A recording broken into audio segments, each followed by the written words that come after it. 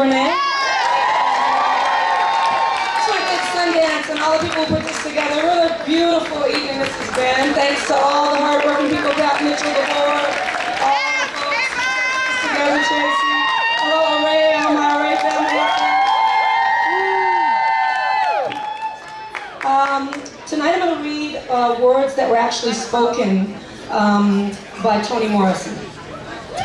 These words were found on an old tape in a basement in Portland, Oregon by an archivist who found this tape when Toni Morrison had come to speak at a university in Oregon. And they put it online about 3 years ago, and I listened to them and I loved it. I would listen to it over and over. So I transcribed it, and now it's something that I read on the first of every month to myself, to keep myself going. So maybe it'll inspire you like it inspires me. This is what she said. Three dedicated artists reveal a singularly important thing: that racism was and is not only a public mark of ignorance, it was and is a monumental fraud. Racism was never the issue.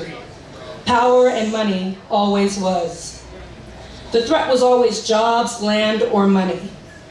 When you really want to take away, to oppress, to prevent, you have to have a reason for despising your victim. Racism was always a con game that sucked all the strength of the victim. It's the red flag that's danced before the head of a bull. Its purpose is only to distract, to keep the bull's mind away from her or his power, her or his energy, to keep it focused on anything but her or his business. Nobody really thought that black people were inferior. They only hoped that we would believe we were. Yes. They only hoped that we would hear it all and weep and kill ourselves. They never thought that black people were lazy, ever. Not only because we did all the work, but they certainly never thought that we would actually fulfill any ambition. And they never thought that we were inhuman. You don't give your children over to the care of people you believe to be inhuman, for your children are all the immortality you can express. It's important to know who the real enemy is and to know that the very serious function of racism and sexism and homophobia, its function is distraction. It keeps you from doing your work. Yes. It keeps you explaining over and over your reason for being. It may very well be left to artists to grapple with this fact. For art focuses on the single grain of rice, the tree-shaped scar, the names of people enslaved and shipped, and not only the number. And I urge you to be careful, for there is a deadly prison, a prison that is erected when one spends one's life fighting phantoms, concentrating on myths, explaining over and over to your conqueror your language, your lifestyle, your history, your habits.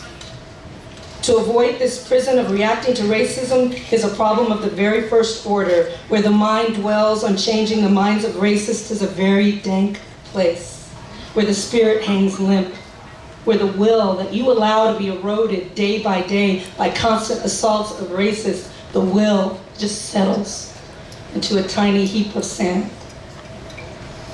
Racial ignorance is a prison from which there is no escape because there are no doors.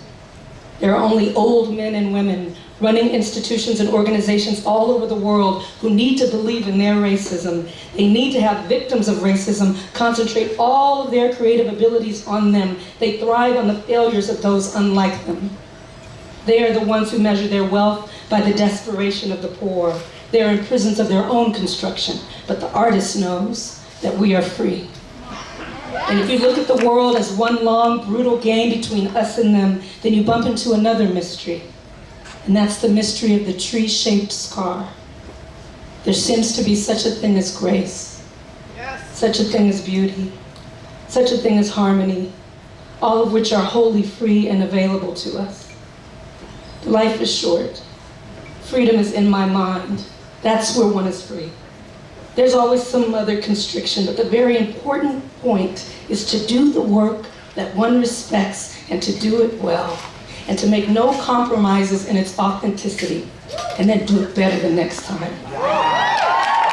The artist's role is to bear witness, to contribute to the record, the real record of life as she or he knows it.